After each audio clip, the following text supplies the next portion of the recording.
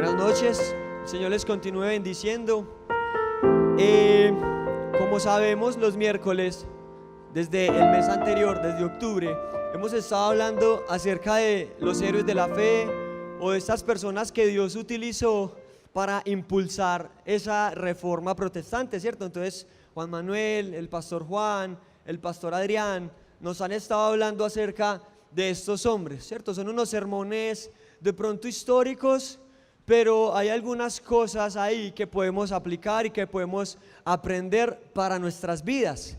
De pronto, este mes, ¿cierto? El tema que se va a dar en este momento nos abre, como nos da apertura para el tema que de pronto se va a estar tratando en los grupos Conexión en el mes de noviembre, el cual es la fe.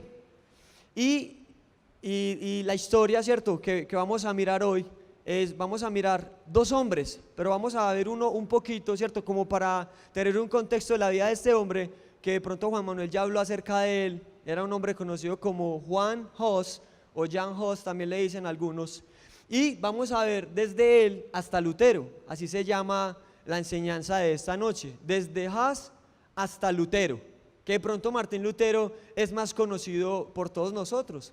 Y que por eso, ¿cierto?, o por algo que este hombre hizo, que lo vamos a estar viendo ahorita, es que el mes de octubre se celebra el mes de la Biblia, ¿cierto?, o el mes de la Reforma, no el mes de los brujitos, no el mes del triqui triqui, nada de eso, ¿verdad?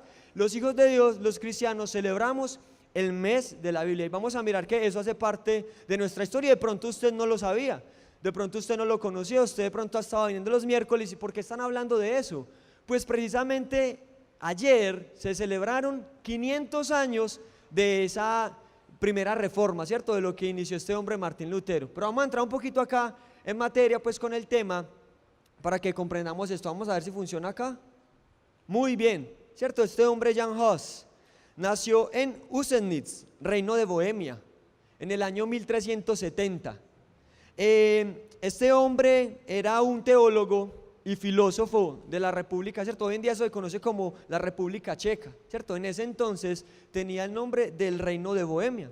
El padre de este hombre, ¿cierto?, muere cuando él era muy joven, y él sale adelante gracias a que su mamá, con mucho esfuerzo, pues le pagó el estudio, lo que podían pues ellos de pronto tener como educación básica. La mamá, con mucho esfuerzo, le pagó ese estudio a él. A él lo recibieron en la Universidad de Bohemia por caridad.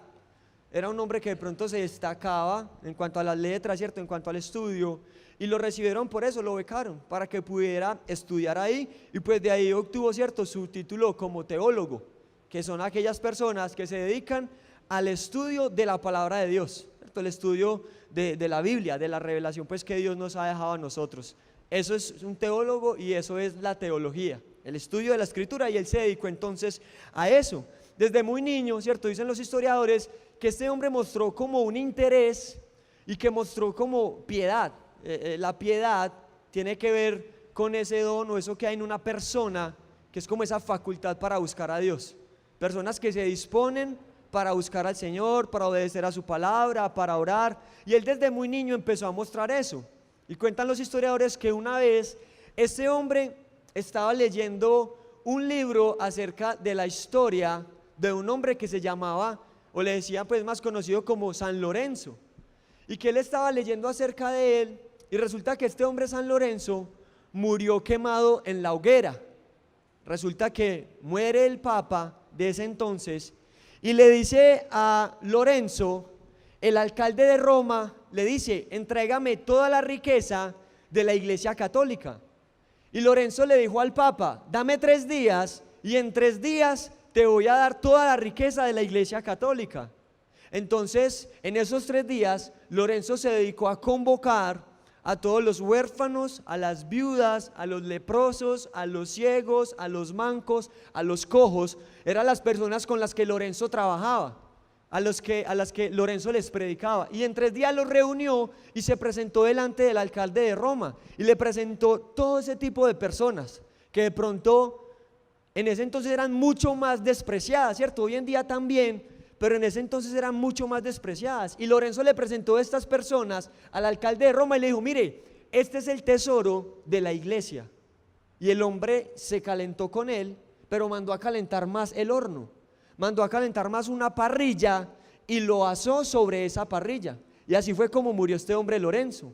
Entonces cuando Hus estaba leyendo el martirio, la historia de cómo él muere, él empezó a sentir curiosidad, siendo muy niño, siendo muy joven. Empezó a sentir curiosidad y estaba leyendo al lado de una chimenea y empezó a meter la mano en el fuego a ver cuánto podía soportar el dolor que había soportado el otro, ¿cierto? ¿Cierto? Pero luego ya veía que de pronto desarrollaba una resistencia y metía más la mano ahí. Algo interesante pues en la vida de este hombre que va a tener que ver mucho con su final. Él fue ordenado sacerdote y predicador en una capilla pues de allá de Bohemia. Desde ahí, como ya de pronto tenía el púlpito a su disposición, empezó a enseñarle al pueblo o a hablarle al pueblo acerca de la inmoralidad en la que vivía la iglesia, los clérigos, los párrocos, todo ese tipo de personas. Él empezó a predicar en contra de eso, acerca de las borracheras, del abuso que la iglesia estaba cometiendo contra las personas, contra los feligreses. Y la ira de este hombre fue desatada cuando el papa de ese entonces, que era Juan XXIII, cuando este papa empezó a vender el perdón de pecados. Y eso se conoce como las indulgencias. Ahorita vamos a hablar un poquito más acerca de eso, pero ¿qué pasaba? El Papa Juan XXIII necesitaba un ejército y necesitaba este ejército para enfrentarse a la gente que vivía en Nápoles. Y como no tenía dinero para reclutar, para digámoslo así, comprar las armas para sus soldados, entonces inventaron esa idea de venderle a la gente ese tipo de indulgencias para que la gente entonces, digamos así, una indulgencia era, usted pague aquí, suba esta escalera y por cada escalón dé un Padre Nuestro. Y entonces el alma de su familiar o el alma suya va a salir del purgatorio. Otra era que tenía que visitar alguno de los lugares donde estaban supuestamente enterrados los huesos de los apóstoles o el cráneo de Juan el Bautista, y los mandaban allá y tenía que rezar ahí para que, si en caso de que esa persona fuera al purgatorio, estuviera muy poquitos años, y por eso cobraban. Entonces cuando Jan Hus se enteró de eso, de que el Papa Juan XXIII estaba haciendo eso, le ardió en su corazón. O sea, él sintió celo por la palabra de Dios, celo porque estaban haciendo eso, y comenzó a predicar mucho más en contra de eso. Dios comenzó a usar a este hombre de una manera muy especial y digámoslo así, que empezó a tener mucho público, tanto así que la reina de Bohemia lo llamó, ¿cierto? A Hus, le dijo para que fuera su confesor personal. La reina lo llamó para que fuera eso, y la historia nos dice que desde entonces todo el reino de Bohemia se empezó a volver a Cristo. Empezaron toda esa nación a seguir al Señor Jesucristo y a dejar de pronto un poco todo ese tipo de rudimentos. Para que avancemos mucho más en su vida, ¿cierto? Como les decía, ya Juan nos habló mucho del tema. Él fue citado al concilio de Constancia varias veces, ¿cierto? Los concilios eran cosas que la Iglesia Católica hacía para definir cosas, doctrinas, dogmas, todo ese tipo de cosas, y también para definir el futuro de una persona, como en este caso, que era enemigo de la iglesia. En ese concilio él fue declarado hereje, y la condena, ¿cierto? O la paga por ser hereje fue que tenía que morir en la hoguera, ¿cierto? Es decir, tenía que morir ahí quemado. Miremos esta imagen, por favor. Les leo algo acá, ¿cierto? A él lo cogieron, cuando ya lo condenan, le ponen esta cosita que se ve ahí de papel. Usted ve que es muy parecido como a las cositas que usaban como los curas, ¿cierto? El papa y todo eso. Y le pintaron unos demonios y le dijeron que esos demonios era porque él le servía al diablo, ¿cierto? Entonces le dijeron, él debe ser quemado con los demonios a los que él servía. Y le pusieron una inscripción. Y la inscripción, ¿cierto? Ahí no se ve muy bien, igual esto es un dibujo, pero la inscripción decía el heresiaca. Y heresiaca se le denomina a una persona que es promotora de una herejía. Claro, como al dijeron, usted es un hereje y va a morir en la hoguera, le pusieron ahí de chapa, de apodo, ¿cierto? Le pusieron Jan Hus, el heresiaca. Y entonces lo amarran ahí a un palo. Dice la historia pues que le pusieron paja, le empezaron a poner troncos, ¿cierto? Madera seca para que se consumiera, y hubo ciertos diálogos ahí que pasaron a la historia. mientras él iba a ese lugar donde lo cremaron finalmente, ¿cierto? Donde murió en la hoguera, iba custodiado por 800 soldados romanos y pasó por un lugar donde estaban quemando todos los escritos que él había producido, ¿cierto? Donde él hablaba acerca de la fe, del Señor Jesucristo, de la escritura, de la sana doctrina. Lo quemaron, ¿cierto? Luego de eso lo ponen ahí y finalmente al hombre pues lo queman. Yo quiero que miremos un video donde de pronto vamos a ver este momento en la vida de este hombre.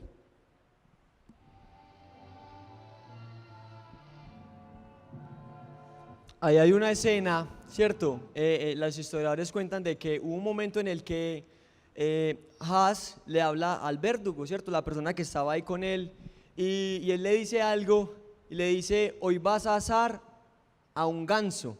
Y resulta que el apellido de este hombre, ¿cierto? Haas, en el idioma nativo de él, ¿cierto? En Praga significa ganso. Haas significa ganso. Y él le dijo a este verdugo, ¿cierto? Ahí en presencia del Papa, le dijo: hoy vas a asar a un ganso, porque lo iban a quemar, ¿cierto? Entonces lo vas a asar a un ganso, pero en 100 años vendrá un cisne al cual no podrás tocar. Eso le dijo este hombre al verdugo, ¿cierto? Algunos dicen, ¿cierto?, que eso fue una profecía y que esa profecía tuvo un cumplimiento, ¿cierto? Históricamente, pues, esas palabras de Haas ahí en la hoguera se conocen como eso, como una profecía. Le dijo eso, que de las cenizas Dios levantaría un cisne, el cual ellos no iban a poder tocar. A mí me llama mucho la atención esto, y es porque a ellos muchas veces en esos concilios los cogían y los interrogaban, ¿cierto? Y les decían: si usted se retracta de lo que usted ha estado enseñando, usted va a vivir, ¿cierto? Le vamos a dar libertad. Y uno diría: hombre, ¿cierto? Qué fácil es, simplemente no. Y uno puede pensar, como negociar con el Señor: Señor, yo voy a retractarme, pero yo bajo cuerda sigo predicando, ¿cierto? Qué fácil sería eso. Yo creo que de pronto estos hombres tenían en su corazón o en su mente la palabra del Señor, donde dice, ¿cierto? Al que me niegue delante de los hombres, yo le negaré delante de Dios. Al que me confiese delante de los hombres, yo le confesaré delante de mi Padre. Y ellos no negociaban eso. Estos eran hombres que no negociaban sus convicciones. Eran personas que no negociaban sus principios. Y nosotros debemos ser así, iglesia. Debemos ser personas que, a pesar de cómo está el mundo, que a pesar de lo que diga el mundo, nosotros no negociamos nuestras convicciones. Nosotros no negociamos nuestra creencia, que está basada en la palabra de Dios. Así el mundo diga que la familia está conformada por esto y aquello, o que esto y tran, o que tal cosa, nosotros debemos pararnos firmes en lo que la palabra de Dios dice que es la verdad. Mire, en una oportunidad a los discípulos, en Hechos 14, les dijeron en el versículo, Hechos 4, versículo 16: ¿qué haremos con estos hombres? Porque de cierto, señal manifiesta ha sido hecha por ellos, notoria a todos los que moran en Jerusalén, y no lo podemos negar. Sin embargo, para que no se divulgue más entre el pueblo, amenacémosles, para que no hablen de aquí en adelante a hombre alguno en este nombre. Y llamándolos, les intimaron que en ninguna manera hablasen ni enseñasen en el nombre de Jesús. Tenían a Pedro y a Juan ante el concilio por algo que había sucedido de la sanación de un cojo, ¿cierto? Y les dicen a ellos: mire, no hablen más, no prediquen más en el nombre de Jesús. Yo le pregunto a usted, hermano, en esta noche, ¿cierto? ¿Qué pasaría en nosotros si de pronto el día de mañana, el año siguiente, el gobierno saca un edicto de esa manera, donde legalmente esté prohibido hablar acerca de Cristo? ¿Cuántos seguirían de pronto hablando de Cristo? ¿Cuántos seguirían de pronto predicando?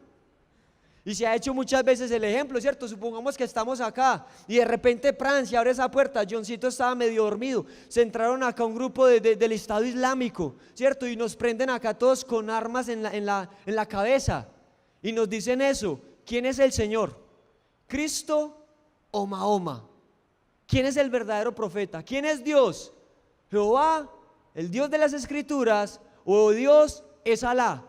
Si dice Mahoma y dice Alá, hermanito, bien pueda, tome su carro, vuelva a la comodidad de su hogar, siga su vida sin ningún problema, ha salvado tu vida. Pero si tú llegas a mencionar a Cristo, si tú llegas a decir el Dios de las Escrituras, sin piedad alguna te van a matar.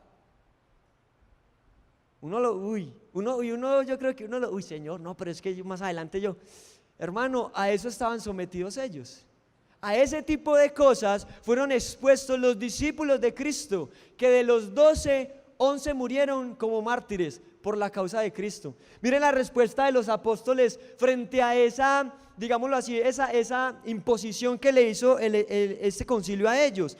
Les dijeron, mas Pedro y Juan respondieron diciéndoles: juzguen si es delante de Dios obedecer a ustedes antes que a Dios, porque no podemos dejar de decir lo que hemos visto y oído. Entonces ellos les amenazaron y les soltaron, no hallando ningún modo de castigarles por causa del pueblo, porque todos glorificaban a Dios por lo que se había hecho.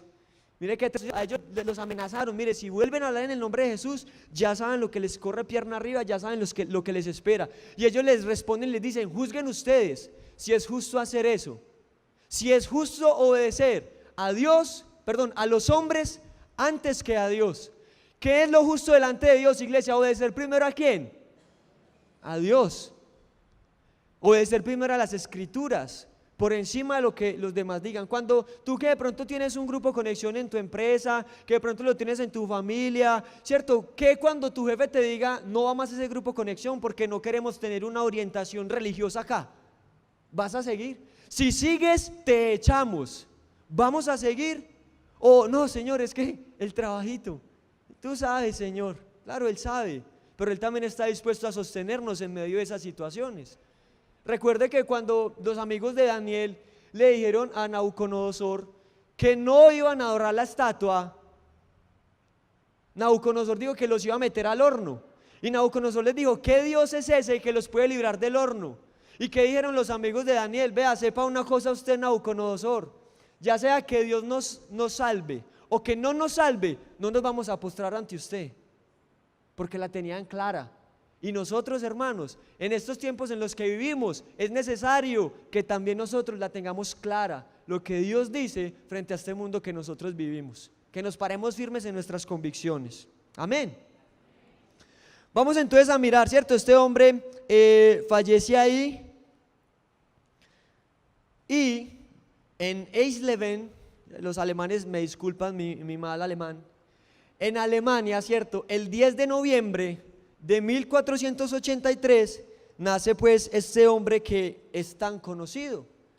El hombre también estudió pues teología, pero hay una historia bien curiosita pues ahí con él. Resulta que el papá trabajó 20 años en el campo, ¿cierto? Trabajo duro, trabajo arduo, porque el papá quería que Lutero estudiaba leyes. Quería pues que el hombre fuera un teso en derecho y todo eso, y el papá pues se mató para que él estudiara eso, y él estaba estudiando eso, y dice la historia que una vez él iba por ahí en el campo caminando y empezó a caer una tormenta, pero hermano, unos truenos horribles. A los que estaban ahí dieron que miedo, y Lutero, del miedo que tuvo, porque no tenía dónde escamparse, se tiró al piso y empezó a rogarle a Santa Ana, dice la historia, ¿cierto? La madre de María, y le empezó a decir: si me salvas, me hago monje, me hago monje, me hago monje. Y finalmente pues a Lutero no le pasa nada, y él cumplió su promesa, él cumplió su palabra, y empezó entonces a estudiar teología, empezó a estudiar para ser monje, se metió pues al monasterio, al seminario y todo esto, y él empezó pues a estudiar ahí. Él se caracterizó mucho.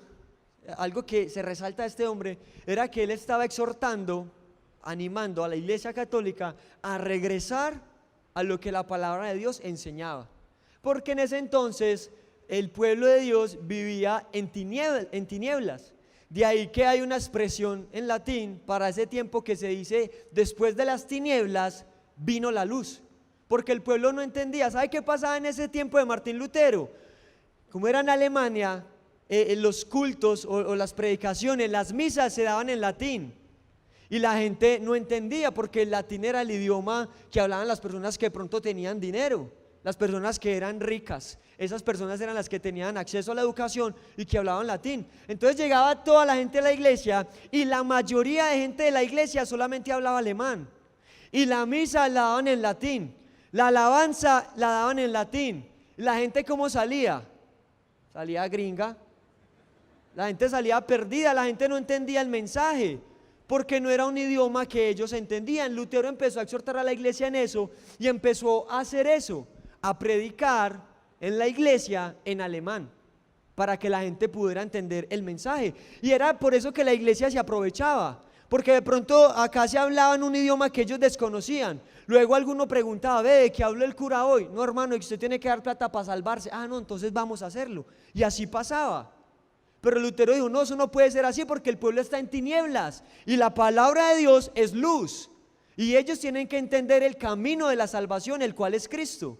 Y eso lo motivó a él a predicar y a empezar a publicar folletos en alemán para que la gente entendiera. También empezó a escribir canciones, himnos en alemán para que la gente cantara en un idioma cierto que ellos de pronto pudieran entender y cantar al Señor. De igual manera como a Lutero también desde muy niño empezó a mostrar una piedad por Dios, ¿cierto? Estando en el monasterio, hay una historia que cuenta que él fue a Roma. Y ustedes saben pues que allá estaba el Papa y toda la situación, y el hombre va a Roma y participa pues de una peregrinación, y la historia pues cuenta que él va, se arrodilla ahí frente a un cráneo, creo que era de Juan el Bautista, lo sacan de ahí, luego él va y habían unas mesas recolectando monedas con unos cofres, y ahí se vendían indulgencias. Y resulta que Lutero se acerca y el monje que estaba ahí le pregunta: ¿a quién quiere salvar? Y Lutero entonces compra una indulgencia por su abuelo, que se llamaba Hendrik Lutero. Entonces pone la moneda y el monje le da la penitencia y le dice, eran 10 Padre Nuestros por cada escalón, ¿cierto? De una capilla que había ahí. Entonces él empieza y es bien interesante porque a medida de que él va subiendo, él se detiene y empieza a mirar a todo el mundo, y él empieza como a decir, no con palabras, no lo habló, pero nada más su rostro refleja como: esto no debe ser así, esto no puede ser así. La historia nos dice que él se empezó a interesar mucho por el libro de Romanos. ¿Han leído la epístola del apóstol Pablo a los romanos? Él se empezó a interesar mucho por esa carta, y dice la escritura, la escritura no, ahorita vamos a leer la escritura, pero dice la historia que él leyó un versículo que transformó su vida. Y es Romanos capítulo 1, versículo 17. Si lo quiere apuntar o buscar, Romanos 1, 17. Dice así: porque en el Evangelio la justicia de Dios se revela por fe y para fe, como está escrito: mas el justo por fe vivirá. Él se dedicó por mucho tiempo a hacer algo, a estudiar los idiomas, el hebreo, el griego, el latín, y también se dedicó mucho a estudiar la escritura. Y dice que cuando él leyó este versículo, él dice que él llamaba a este versículo la puerta de entrada al cielo.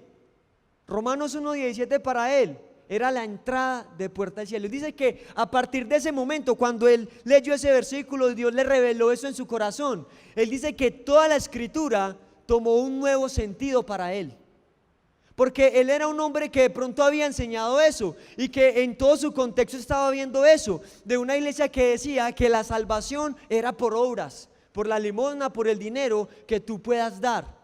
Pero cuando él ve esto, él dice: no, la iglesia está errada, porque la salvación, según la palabra de Dios, es por fe en la obra de Jesucristo. Y eso transformó su vida, transformó su ministerio y transformó su predicación. Y él comenzó a hablar acerca de eso, de que la salvación es por fe. El Evangelio, ¿cierto? Recordemos que el Evangelio son las buenas nuevas, y el texto es muy claro con respecto a eso, ¿cierto? Dice que se revela por fe y para fe, y citando allá a Habacuc, el texto dice: el justo por fe vivirá. No por las obras, no por la confianza en los clérigos, en los concilios, en todo esto. Y él entonces comienza a predicar acerca de eso. Miremos un videito donde vamos a ver un poco de esto.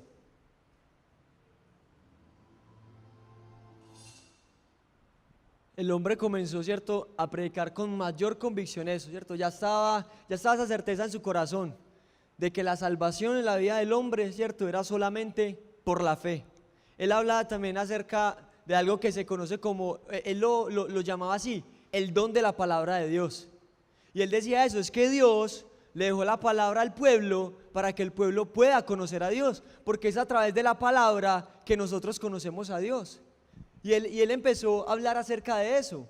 Y eso fue lo que lo motivó de pronto a tener esos escritos hablando acerca de la salvación por fe. Mire, ¿qué empezó a suceder ahí? Este hombre ya no tenía miedo, ¿cierto? Dios lo llenó de pronto de coraje, porque él sabía de pronto lo que estaba haciendo, estaba en contra de las enseñanzas de la Iglesia Católica. Yo quiero dejar claro que no es un ataque contra la Iglesia Católica, ¿cierto? Sino que es necesario que veamos eso a través de la historia, porque así es. Y sabemos que hoy en día muchas de esas ideas que había entonces todavía existen, ¿cierto? El tema del purgatorio, el tema de las indulgencias, de rezar por las personas que ya murieron, de los penitentes del purgatorio, todo ese tipo de cosas, las cuales son cosas que la Escritura no habla. La gente en ese entonces la hacía por ignorancia, desconocimiento de la palabra de Dios. Mire que no ha cambiado mucho desde entonces, hoy en día también se practica por lo mismo.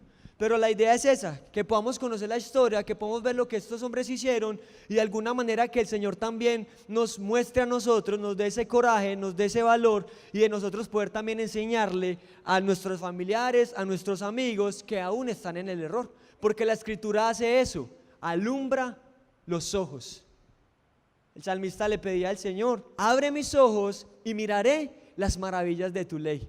Hay que pedirle al Señor eso, abre nuestros ojos para ver tu palabra y abre los ojos de mi familia, de mis hijos, de mis padres, de mis tíos, de mis hermanos, para que también puedan ver claramente en la palabra de Dios lo que la Escritura dice.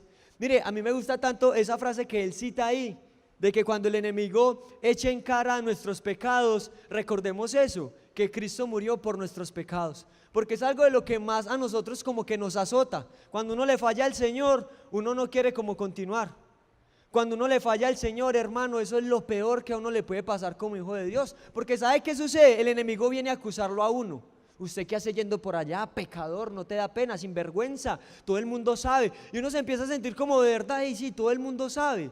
Pero recuerde que la Escritura dice que Él es el acusador. Y eso es lo que Él hace, acusarnos. Es que el diablo es puerco, hermano. Vea, el primero le dice a usted: hágalo, nadie se da cuenta, nadie te está viendo, hágale que esa plata, eso todo el mundo lo hace. Y uno empieza a consentir las ideas que el enemigo dice: tienes razón, ¿verdad? No es mi esposa, pero está querida, ¿cierto? Mi esposo no se va a dar cuenta, igual él está de viaje, ¿cierto? Empieza uno como a consentir las ideas del enemigo. Y ya cuando uno falla, que viene el Espíritu Santo y nos redarguye para que volvamos al Señor a pedir perdón, también viene el enemigo a acusarnos: no vuelvas por allá, mentiroso, no te da pena, hipócrita, quítate esa máscara. Y uno empieza como: uy, verdad, Sata, tenés razón, yo por allá no vuelvo. Empieza uno a creerle las historias de él, ¿cierto? Me gusta mucho eso porque él hablaba de eso. La próxima vez que el enemigo venga a recordarte a ti, tu presente, tus pecados, decía a otra persona, recuérdale a él su futuro. ¿Dónde va a ir a parar el hermanito? Es cierto, el Sata. Y decía él esto, ¿cierto? Recuérdale eso, que Cristo pagó por nuestros pecados y que donde Cristo está sentado, ahí estamos también sentados nosotros en lugares celestiales, como dice la Escritura.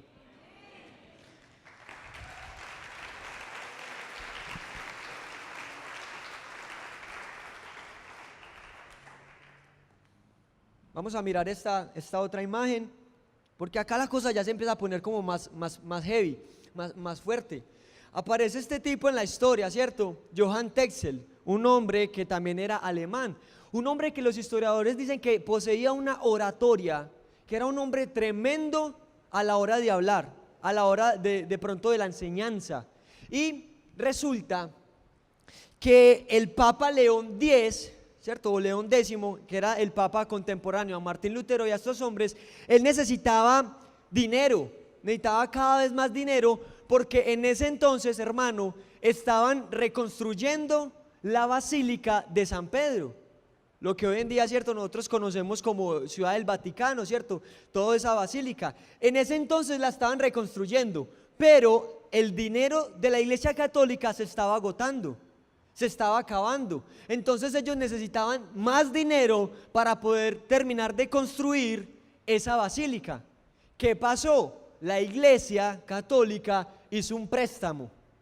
Y en ese entonces en Europa existía una familia que se llamaban, o el apellido de ellos eran los Fugger, Fugger, una familia que por 2 siglos fueron los que mandaban la parada económicamente en Europa. Entonces, ¿qué hizo la Iglesia Católica, cierto? Hicieron un préstamo a esa familia y le dijeron: mire, Fugger, necesitamos dinero para terminar de construir la Basílica de San Pedro. Hicieron un préstamo a 8 años y los Fugger le preguntaron: ustedes están en bancarrota, ¿cómo van a pagar? Y ahí fue donde tomó mucha más fuerza el tema de las indulgencias, de vender la salvación, digámoslo así, de vender el favor de Dios, de vender el don de Dios. Ahí fue donde eso tomó mucha fuerza. Eso usted lo puede corroborar en la historia, ¿cierto? Ese préstamo que se hizo es cierto, es real. Entonces, claro, la iglesia quedó con esa deuda, una iglesia que venía en decadencia económicamente, que estaba en bancarrota, y adquieren esa deuda para poder entonces construir esa basílica. Miremos este videito, por favor.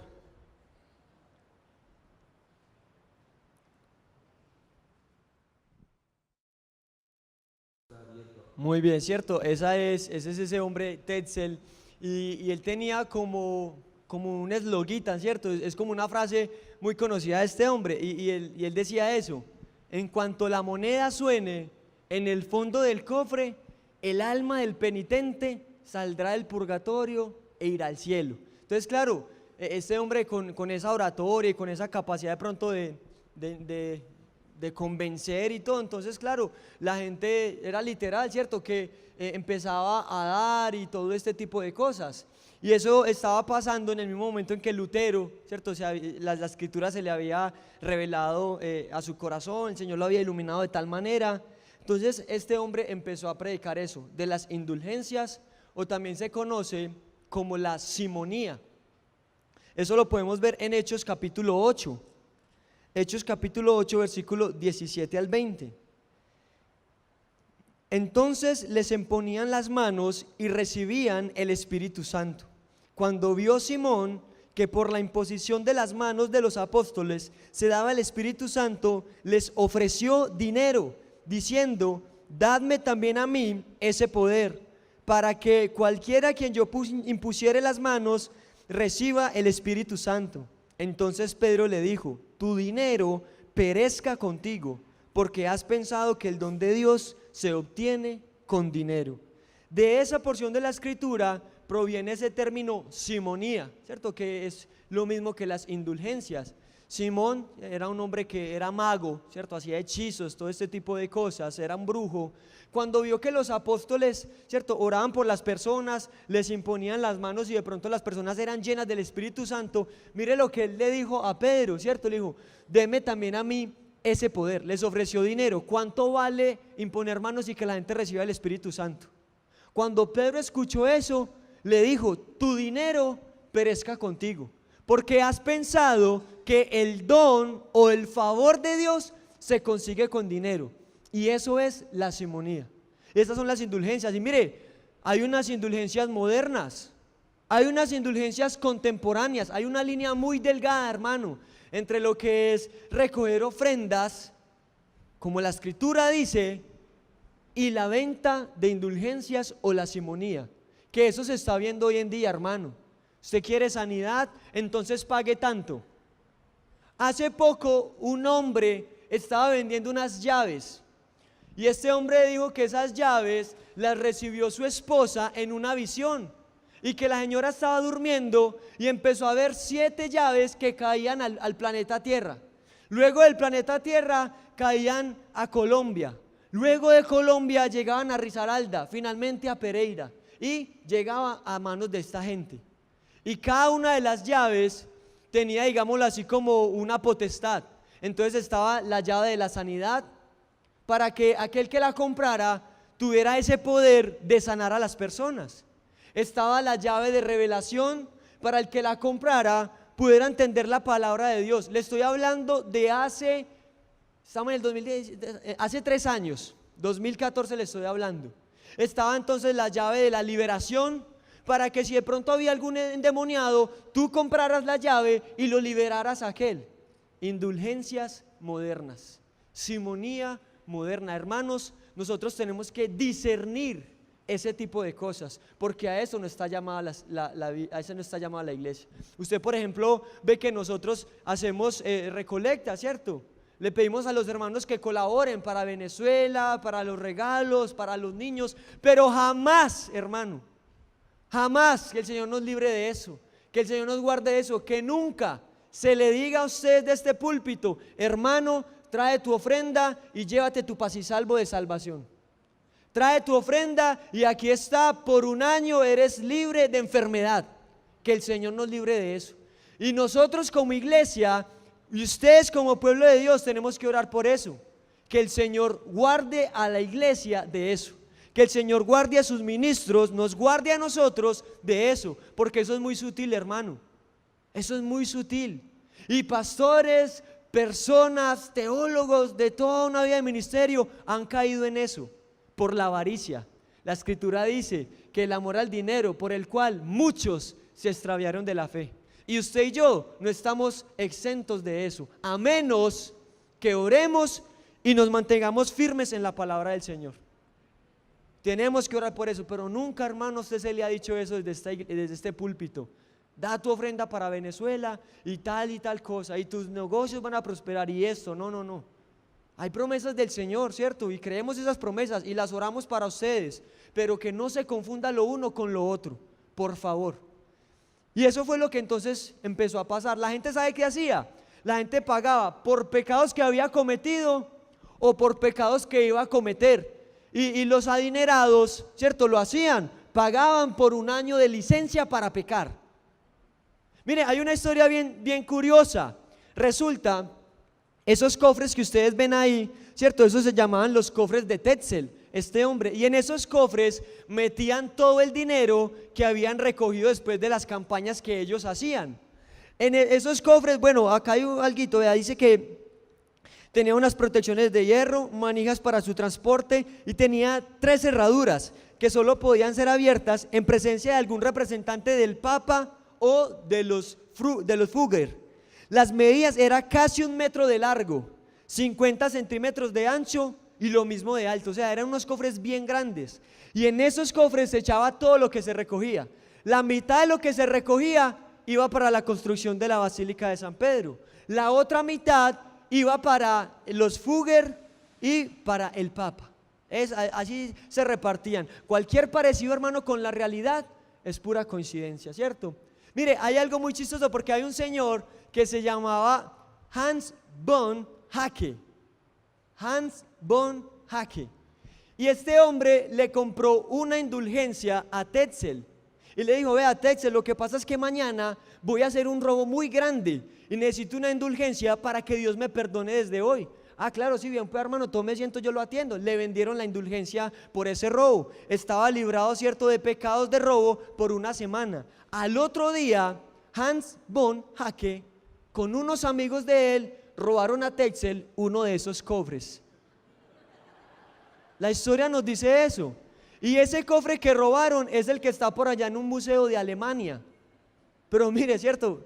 Qué tremendo, ladrón robando ya ladrón. Ahora el hito histórico, hermano, lo que sucedió el 31 de octubre de 1517. No es el cumpleaños del diablo. Para nadie es un secreto, ¿verdad? Que es un día especial para los satánicos, ¿cierto? Pero históricamente ese día fue que Lutero clavó las 95 tesis. De eso se ha hablado mucho, ¿cierto? Las 95 tesis las clavó en una capilla que se llamaba Wittenberg, ¿cierto? En la puerta de esa capilla pegó las 95 tesis. ¿De qué hablaban las 95 tesis del hombre? Hablaban en contra del purgatorio, de las penitencias, de las indulgencias, de todo eso basado en la palabra de Dios. Una de esas tesis reza de la siguiente manera: el verdadero tesoro de la iglesia es el sacrosanto evangelio de la gloria y de la gracia de Dios.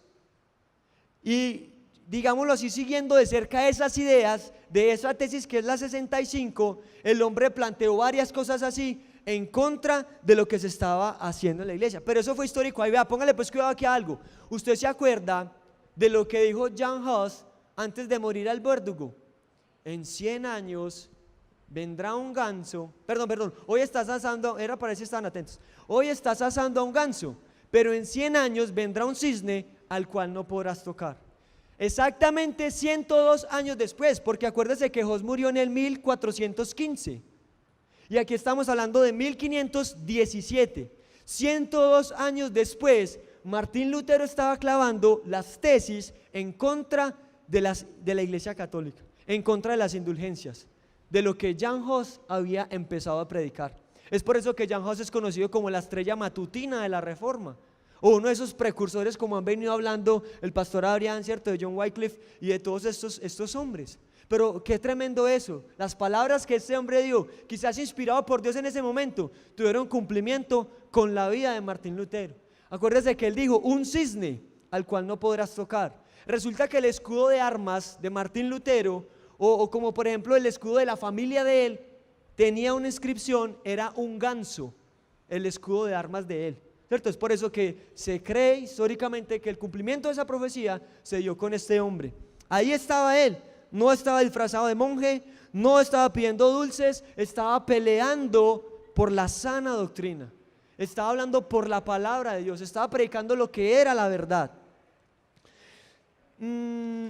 Esto es bien interesante porque para ese entonces la imprenta que inventó este señor Johannes Gutenberg, ¿cierto?, ya existía, la imprenta, eso es historia, hermano, ya existía, pero solamente publicaban como hojitas, como pequeños documentos, y resulta que cuando la gente vio lo de Martín Lutero ahí, la gente empezó a publicar eso, y la historia dice que en 2 semanas toda Alemania ya estaba enterada de lo que Martín Lutero estaba predicando, y que 2 meses después de eso, terminando diciembre, empezando enero, ya toda Europa había leído las 95 tesis de Lutero.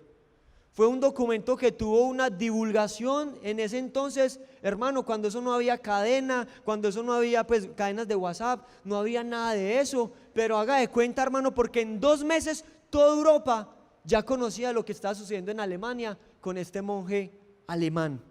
Miremos otro videito más, ya estamos terminando los videos, tranquilos. Saca tus popetas y disfruta.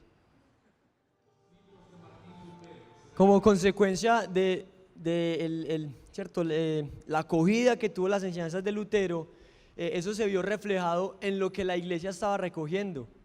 Ya estaban recogiendo muy poco, ¿cierto? Vimos en el video que ellos dicen 1/5 de lo que se recoge normalmente. ¿Qué le vamos a decir a Roma? Porque la gente ya estaba entendiendo, o sea, la gente ya estaba comprendiendo, no, lo que me están enseñando no es así. La escritura dice otra cosa, yo soy salvo por fe, y la gente empezó o dejó de participar en ese tipo de cosas. Y cada vez del desespero de la iglesia de tener más dinero, se inventaban más herejías, inventaban cosas que de pronto asustaran más a las personas para que la gente de pronto viera, pero ya había algo firme en el corazón de ellos, ¿cierto? Ya la palabra había tomado posición en el corazón y en la mente de estas personas. Ese tipo, ahí también se mencionan algunas otras de las tesis, ¿cierto? De que Cristo no mandó a predicar indulgencias, sino el evangelio. Y otra de las que él decía era que si el Papa era tan bueno, ¿por qué no vaciaba el purgatorio por amor y no por dinero? Que era lo que de pronto estaban haciendo. Entonces él empieza a hablar de eso y se empieza a levantar, y como consecuencia de eso el Papa empieza una persecución contra Martín Lutero. Ya ahí el propósito de la iglesia era callar como fuera lo que Martín Lutero estaba haciendo. En el video que vimos ahí de que el Papa llega y pone, ¿cierto?, un sello, eso se conoce como una bula papal. Lo que Martín Lutero, ¿cierto?, dice ahí en su película, ¿cierto?, en el video, un edicto del Papa en persona. Para la gente, ¿cierto?, que tenía su fe y su confianza en la Iglesia Católica, la bula del Papa era más importante que lo que la palabra de Dios dijera. O sea, la bula papal era un edicto por Dios dado a través del Papa. Entonces era algo que era de mucho respeto para los católicos, ¿cierto? Entonces cuando se empiezan a quemar los escritos de Lutero, de que se empieza a prohibir los escritos de Lutero, y Lutero recibe la bula, él hace lo mismo con la bula, ¿cierto? Llega y la quema a ojos de muchos de sus seguidores, y empieza ya como esa guerra entre Lutero y el Papa. Más adelante en algunos escritos, Lutero llegó a llamar al Papa como el anticristo. Y ahí ya se le metió pues al rancho y ya con más ganas querían entonces prender a Martín Lutero y su vida ya estaba corriendo peligro. Mire, a mí me llama mucho la atención eso, ¿cierto? Que la bula era considerada más importante que la palabra de Dios. Hoy en día de pronto las bulas papales no llegan a nosotros o no se escucha mucho hablar de eso, pero ¿sabe qué de pronto está pasando en la iglesia de estos días? En la iglesia contemporánea, de que es más importante lo que un hombre diga que lo que diga la palabra de Dios. Es que el pastor dijo tal cosa. ¿Lo que el pastor dijo es más importante o es más importante lo que Dios diga? Y ahí, hermano, es donde uno tiene que decir eso y considerar si es necesario o si es justo obedecer al hombre antes que a Dios. Porque si a mí la palabra de Dios me está diciendo algo, yo debo pararme firme en lo que el Señor a mí me está diciendo. Y mire, eso pasa mucho hoy en día. La iglesia también se está apartando de la palabra de Dios. Ya por ejemplo en las iglesias, mire, gracias a Dios, hermanos, acá en Fe y Esperanza, gracias a Dios no pasa eso. Y nosotros oramos por eso, ¿cierto? Para que a nuestros pastores, nuestros líderes, en su grupo Conexión, en su casa, donde usted pueda entender y puedan enseñarle la palabra de Dios. Pero ¿sabe qué ha pasado? A nivel mundial, la palabra de Dios se ha dejado a un lado. Iglesias se cierran por cantidades en Norteamérica, porque la iglesia le ha dado la espalda a la palabra de Dios y ya importa más lo que entonces de pronto diga un hombre. ¿Sabe qué ha pasado en la iglesia? Ya se ha dejado la predicación. Ahora ya no le digan predicación, ahora llamémoslo coaching. ¿Y sabes qué pasa cuando se cambia la predicación de la palabra de Dios por el coaching, cierto? Que es animar a las personas, esto, lo otro, sal adelante, tal. Miren, si usted de pronto participa en algo de eso, no es nada personal contra ti, en serio. Pero es que la palabra de Dios hay que darle el lugar que la palabra de Dios se merece. La escritura dice que la exposición de tus palabras alumbra los ojos. Es la exposición de la palabra de Dios lo que va a abrir nuestros ojos, no es el coaching. Pero entonces, para que el coaching tenga aceptación dentro de la iglesia, llamémoslo coaching cristiano. ¿Y sabe qué pasa? ¿Cuál es la consecuencia de eso? Personas motivadas que no conocen a Dios, porque solamente a través de la escritura es que se conoce a Dios. ¿Y sabe qué decía un hombre? Que cuando la palabra de Dios se cierra, se deja a un lado y se empieza a animar más bien a las personas. Las personas que están escuchando se van a encontrar diciéndole amén a una cantidad de barbaridades que la escritura no dice. Y eso pasa cuando cerramos la escritura, cuando le damos la espalda a la palabra de Dios. Nos van a enredar fácilmente. El llamado es ese, ¿cierto? Volver a la escritura, como de pronto este hombre estuvo haciendo históricamente con esta iglesia. Para que vayamos terminando, ¿cierto? Ahí hay de pronto una muestra de esa bula, ¿cierto? Esa es la bula donde está en contra de las herejías de Lutero. Ese sello que el Papa ponía, ¿cierto? Con su anillo sacerdotal, tenía en un lado la cara de San Pedro y en el otro la de Pablo. Y en la mitad había una cruz, ¿cierto? Esa era, pues, mejor dicho, hermano, la machera. ¿A usted le llegaba algo de eso? Dios le estaba hablando, creían ellos en ese entonces. Luego, después de eso, viene algo que se conoce como la dieta de Worms. No era algo nutricional, porque a veces, la dieta de, yo quiero esa dieta para adelgazar. No, esta dieta, ¿cierto?, tiene que ver con un concilio. Y se hizo en un lugar que se llamaba Worms. Repeat after me, Worms. ¿Cierto? Se llamaba así. ¿Qué pasó? Mire, a él lo solicitaron, a él lo llamaron allá para que él se retractara o reafirmara sus enseñanzas. Pero él no quiso ir porque él sabía que lo estaban persiguiendo.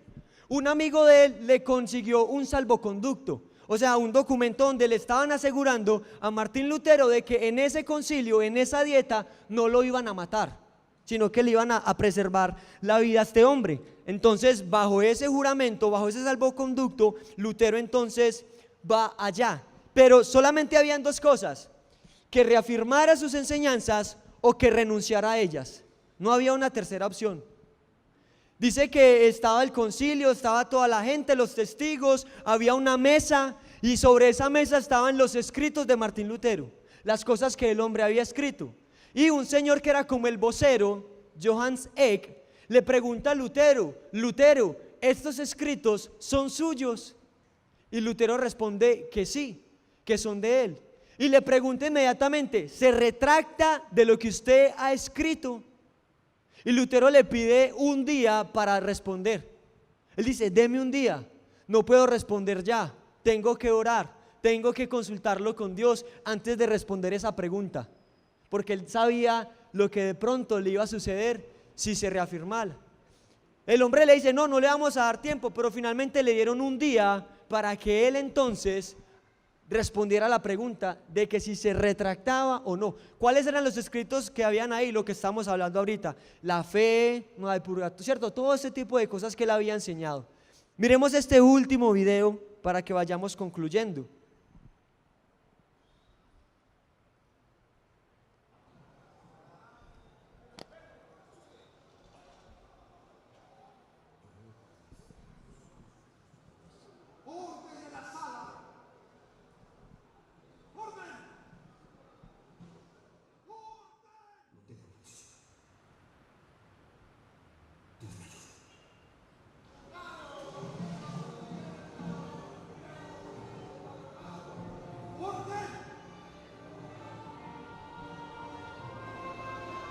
Muy bien, cierto, ahí es como, ahí termina como esa escena, cierto, donde él dice eso: no puedo ni quiero retractarme, cierto. Él dice algo muy interesante: mi conciencia está cautiva, cierto, a la palabra de Dios, cierto. Para él estaba por encima de lo que Dios ya le había dicho, que lo que los hombres lo pudieran de pronto obligar, poniendo por encima, cierto, así lo mataran, lo que sea. Él dijo: no, no puedo y no quiero retractarme, que Dios me ayude, cierto. Luego de eso, él, por la dureza de lo que fue la situación y todo, él huye. Él no se queda ahí con ellos esperando, porque después de eso hubo varias reuniones para dar como una ejecución para Lutero, pero él huyó, se voló a un castillo que se conoce como el castillo de Wartburg. Y resulta que él ahí estuvo, la Iglesia Católica lo estuvo persiguiendo para matarlo, fue declarado hereje, se prohibieron nuevamente sus obras, y fue en ese castillo donde él estuvo exiliado, donde él estuvo escondido, ¿cierto? Está la foto, ¿cierto?, del lugar de la habitación que él tenía allá en Wartburg, y allá fue donde Lutero tradujo. Vea, ponle pues lo que hizo el hombre. Estando ahí, en 1521, el hombre tradujo todo el Nuevo Testamento. La Biblia que ellos tenían en ese entonces la utilizaban en latín, pero él fue un hombre que estudió griego y estudió los otros idiomas bíblicos, y él tradujo la Biblia del latín al griego, y del griego la tradujo al alemán. Y primero hizo el Nuevo Testamento y luego hizo todo el Antiguo y el Nuevo Testamento, y fue publicada en 1534. Se imprimió y se publicó en 1534, y para los alemanes, ¿cierto?, es considerada uno de los pilares de la literatura alemana, la Biblia en alemán. Históricamente, la Biblia en alemán fue el primer libro que se imprimió en la imprenta de Gutenberg, porque antes se habían impreso algunos volúmenes, cosas pequeñas, pero un libro de tal magnitud, de tal tamaño, de tanto, ¿cierto?, tan largo, fue el primero que se imprimió ahí, y es considerado un pilar, ¿cierto?, para la literatura en los alemanes. En ese exilio, estando ahí escondido, fue que el hombre escribió eso. Él finalmente muere en 1546, el 18 de febrero, y cuando pasaba eso, nace esa reforma protestante. Pero alguien hablaba de que son las reformas protestantes, ¿cierto? Porque también estaba pasando lo mismo en Italia, estaba pasando lo mismo en Suiza, estaba pasando lo mismo en Inglaterra, estaba pasando lo mismo en Francia, con hombres que Dios levantó para que volvieran a la palabra de Dios. Y hay algo bien interesante en muchos de estos reformadores: ellos hicieron esa obra de traducir la Biblia del latín al idioma vernáculo de ellos, como lo hizo Wycliffe, que tradujo la Biblia a inglés para que la gente tuviera acceso a eso. Mire, para que resumamos así, para que terminemos, gracias a lo que sucedió ese 31 de octubre de 1517, en pocas palabras, gracias a todo eso que sucedió en Europa, es que usted y yo hoy podemos tener la Biblia en nuestro idioma, porque más adelante se levantó Cipriano de Valera y Casidoro de Reina, que fueron dos españoles, porque la Reforma también llegó a España, la península ibérica y todo eso, y trajeron la Biblia del latín al español, y la primera se llamó la Biblia del oso. Y gracias a eso, hermano, a todos esos acontecimientos, es que usted y yo tenemos ese tesoro en nuestras manos, de la palabra de Dios. Recuerde que la palabra de Dios dice que la Biblia nos hace sabios para la salvación que es en Cristo Jesús. Es de estima, ¿no?, la palabra de Dios. El Señor dice: le escribí las grandezas de mi ley y fueron tenidas por cosa extraña. Dice la palabra de Dios en Oseas 8:20. Dios nos ha escrito las grandezas de su ley. Dios nos ha dado la grandeza de su ley, de su palabra, en nuestro idioma nativo, para que nosotros lo conozcamos a Él, para que nosotros nos acerquemos a Él. No miremos más, ¿cierto?, con desdén, no leemos más la espalda a la palabra de Dios, porque ella es la que nos capacita y nos hace sabios para conocer al Señor. Amén.